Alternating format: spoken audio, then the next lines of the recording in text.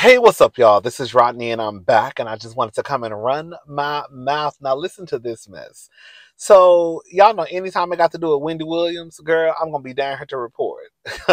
So, Wendy Williams' ex-husband, Kevin Hunter, I thought his name was Kelvin, sued over failing to make minimum payment on $20,000 debt just months after losing alimony fight. So, neighbors get into this mess. It looks like Wendy Williams' ex-husband, Kevin Hunter, is allegedly being sued over a five-figure debt just months after losing his alimony fight. In the lawsuit Hunter was hit with, he is being accused of refusing to pay up on his credit card bill. If you remember, Hunter suffered a financial setback in the fight for alimony payments from his now ex-wife, Wendy Williams. The two were reportedly in a battle over her fortune for years. According to documents obtained by Radar, UBS Bank filed the lawsuit at the end of June. The credit card Hunter ran up was initially applied for back in 2014. As of right now, Hunter reportedly owes $20,176.83, plus attorney fees. The suit read, defendant has failed to make the minimum monthly payments by the payment due date as required by the cardholder agreement. The bank also revealed that it reportedly notified Hunter in January and March, and he still has yet to make any payments towards the payment. The suit is allegedly demanding that Hunter pays the $20,000 in attorney fees, listing the address on the paperwork at the home he and his partner Sharina Hudson allegedly live in. Neighbors, what do you think about all of this? I'll tell you what I think. I think that's good for him. Let me tell y'all something. Everything that you did to my auntie Wendy is coming back tenfold. By the end of when it's all said and done, Kevin ain't gonna have a pot to piss in or a window to throw it out of. And that's on period. That's what happens. I done said this. I'm gonna say it again, and I'm gonna be done. Kevin, you had one job. You had one job.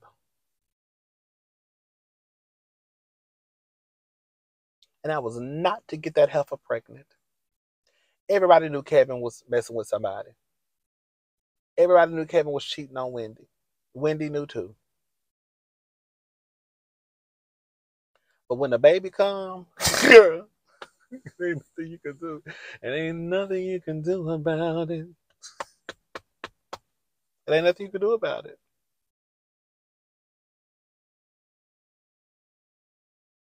You ever had one job? Girl, you messed your whole money train up over a little bit of coochie. I said I want to try coochie one day. I want to try it one day. Because I want to see what the big fuss is about. Because you got these men out here who are risking their entire careers, who are risking everything. Because I'm gonna give Kevin this much. I'm not gonna be no hater. Kevin played a big part in Wendy Williams' career. He did. And it clearly shows because after Kevin was no longer in the picture, hello somebody. But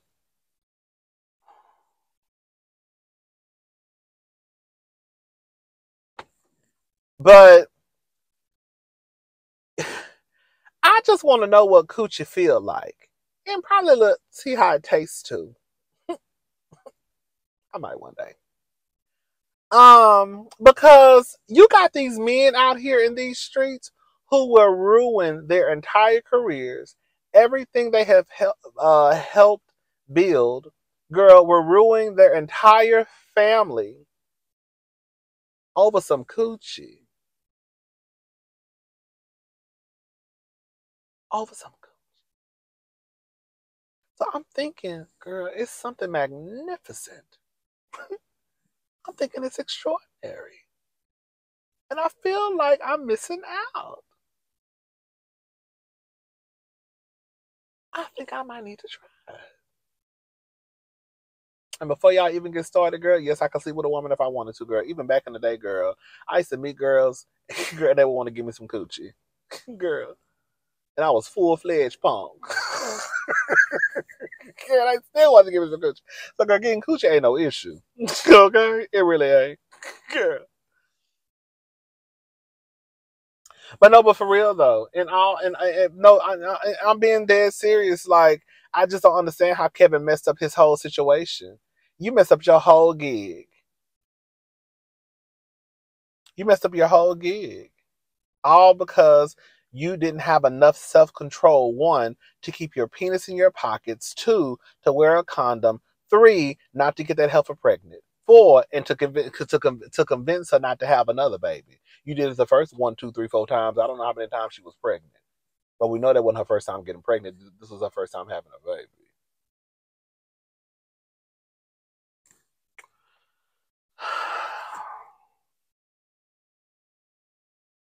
And now you over there, girl, can't pay your bills. Girl, you can't even pay the minimum, girl.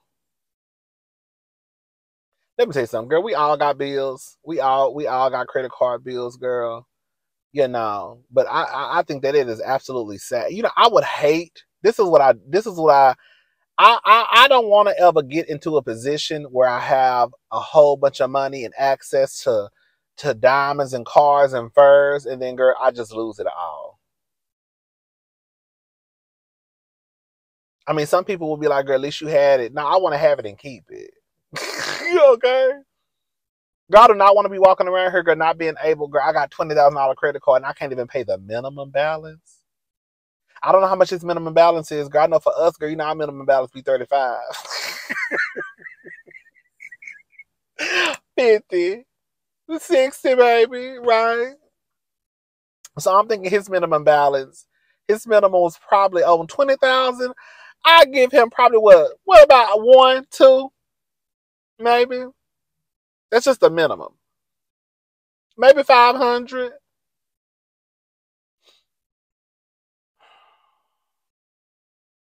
Kevin is a mess. Mm-mm. Makes me sick. So listen to this. Former NYC Mayor Bill de Blasio and his wife announced their separation, says they won't divorce, but will date other people and continue to share their home. Former New York City Mayor Bill de Blasio and his wife, Chirlane McCray, announced in a new interview with the New York Times that they will be separating after nearly 30 years of marriage. They shared that the thoughts about their decision surfaced about 2 months ago when de Blasio asked his wife, "Why aren't you lovey-dovey anymore?" They then recalled the conversation that followed, which ultimately led them to making the decision to separate. McCray said, "You can't fake it." And de Blasio added, "You can feel when things are off and you don't want to live that way." Nonetheless, they reassured that they have no plans to divorce and said they will both date other people as they continue to share their townhouse in Park Slope, Brooklyn, where they raise their children. While discussing the factors that led to the strain in their relationship, it was concluded by more by de Blasio than his wife that their marriage would not have reached this place if he had never been mayor. He said everything was this overwhelming schedule, this sort of series of tasks, and that kind of took away a little bit of our soul. Other factors that were discussed were the COVID crisis, as well as de Blasio's presidential run. De Blasio shared, "I can look back now and say, here were the inflection points where we should have been saying something to each other. And I think one of the things I should have said more is, are you happy? What will make you happy? What's missing your..." Oh my God, girl, I almost teared up.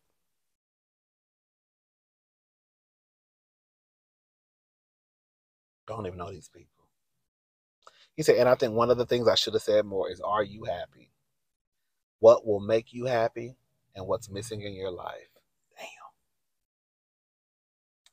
I don't, I really do believe that people should move in their relationships and marriages the way that they want to move in their relationships and marriages. And if both people have come to the agreement that we're both going to see other people, however, we still gonna be married because, girl, well, I don't know what they got going on there. Is Bill de Blasio rich? Let me see, girl. Is she rich? Is he rich? What's going on? Hold on, let me see. Bill de Blasio. I don't know why I feel like this man got a little bit of money, honey. I'm gonna Google her to see what she Bill de Blasio.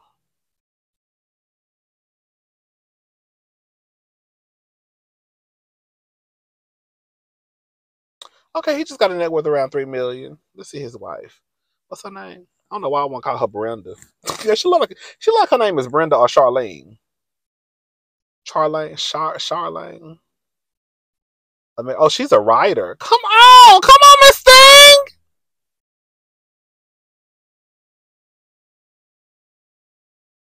Oh, they got her net worth between 1 to 5 million.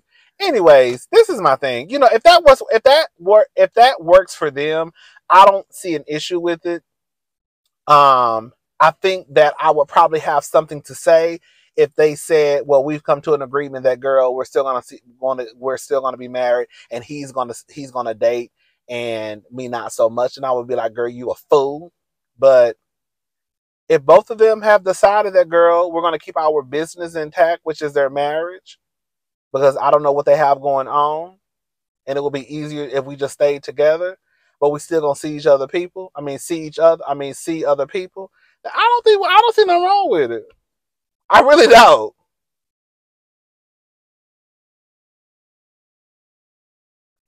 The way that my mind has changed so much about the way that about relationships and how they operate compared to how I used to think back in the day, it's like a 180. It really is.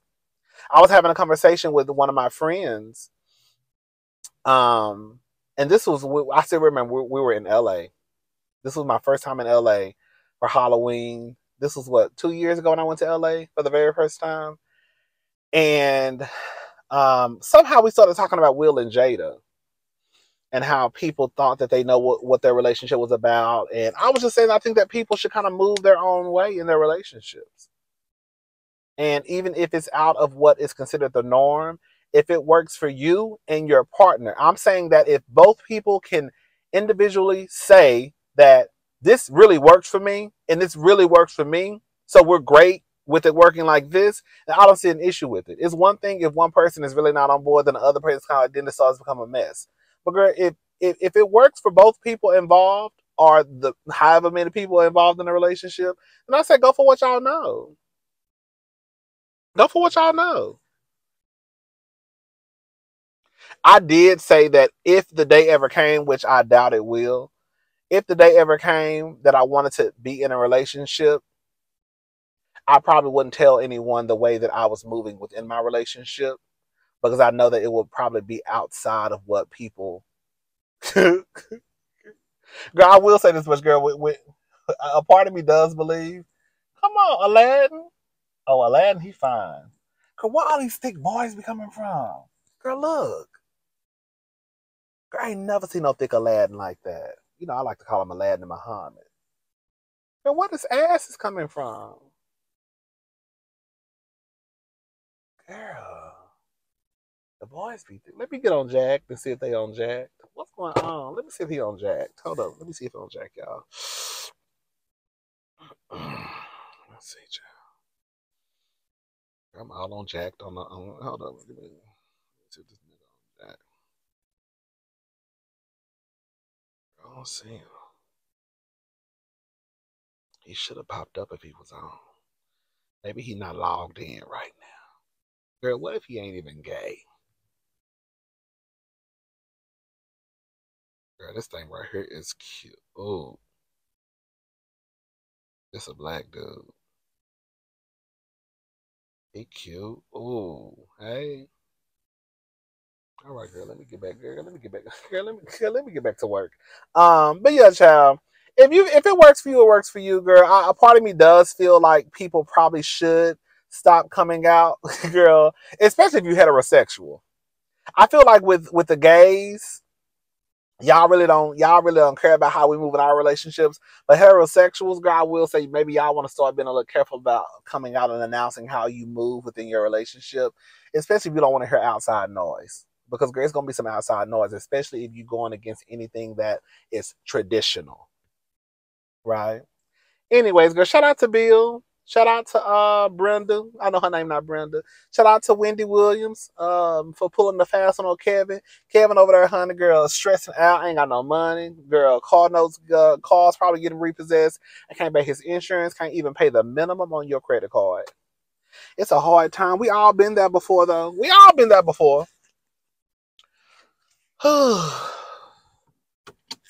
Anyways. All right, I'll talk to y'all later. All right. Bye. I'm so mad, y'all. I was trying to hurry up because I wanted to go to this little barbecue spot. But they closed at 8. And I didn't make it. So I had to go to another barbecue spot. Have y'all heard of Papa's Barbecue? It's all right. It's not bad. I'll eat it when the other place is closed. But I prefer the other place over Papa's. It's gonna have to do until tomorrow. Because I'm not gonna be satisfied until I get the, you know how when you want the food you want from the place you want it from, that's what I'm on right now. And I'm not gonna be satisfied until I get the food that I want from the place I want it from.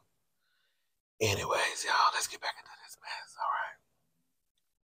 So listen to this, girl. White House Press Secretary Karine Jean-Pierre, is that how you say her name? Slams a reporter for asking if the blow that was found in the White House belonged to the Biden family. Girl, this is what she had to say. Now I'm going to say what I got to say. Okay, again, but there was a question yesterday during the press gaggle with Andrew Bates that was, I guess, he said that he was avoiding it because of the hatch act. I'm just asking again, can we just say once and for all whether or not the cocaine belonged to the Biden family? So, a couple of things there. He mentioned the Hatch Act because the question was posed to him in using Donald Trump, and so he was trying to be very mindful. Okay, I hear you, but you're asking me a question, so I'm answering it for you. And so that's why he said the Hatch Act. So I would, have you read the transcript and read the transcript fully so you can see exactly what he was trying to say. So that's number one. So we're not avoiding the question. That is not true. We've answered this question, litigated this question for the last 2 days exhaustively. There has been some irresponsible reporting about the family. And so I got to call that out here. And I have been very clear. I was clear 2 days ago when talking about this over and over again as I was being asked a question. As you know, and media outlets reported this, the Biden family was not here. They were not here. They were at Camp David. They were not here Friday. They were not here Saturday. They were not here Sunday. They were not even here Monday. They came back on Tuesday. So to ask that question is actually incredibly irresponsible. And I'll just leave it there. Okay. Girl, that's my girl. You know Karine is family. You know she's a lesbian, so shout out to Karine. I can see what she's saying with the whole, they were not even here. So why are y'all asking that question? But maybe I'm messy.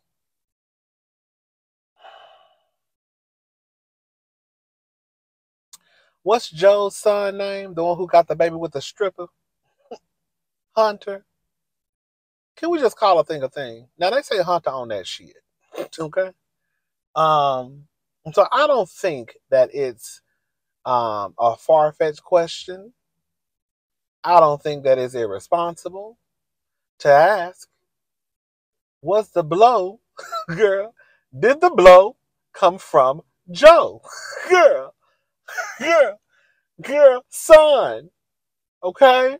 Because we all know the reason why that white lady asked that question is because they say Hunter on that shit.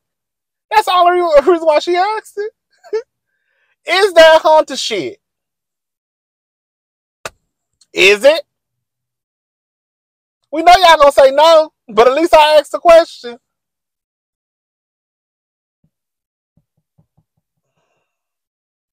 I'm just saying, y'all. It's because as far as I'm concerned, Hunter was up there visiting his daddy and his mama. Girl went to the restroom and left it on the counter. That would sound like, girl, to me, that sounds like a realistic story. It sounds messy, but it sounds realistic though. Honda was up there visiting his daddy and left his stuff in the restroom. I think that's a, I think that is a I think that is yeah. Anyways, y'all. All right. I'm going for real this time. Again, shout out to Bill Blasio and Miss Brenda. You know, I'm gonna call her Brenda because that's what she look like her name is. And Wendy.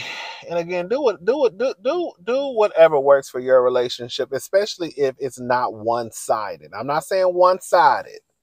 If both people have come to an agreement, if both people understand and both people are happy with the situation and the setup they have, then girl, you know, as much noise as I talk, as much noise as everybody else talk, girl, at the end of the day, it really don't matter. It's no different than when I used to say about when Cynthia was married to Mike.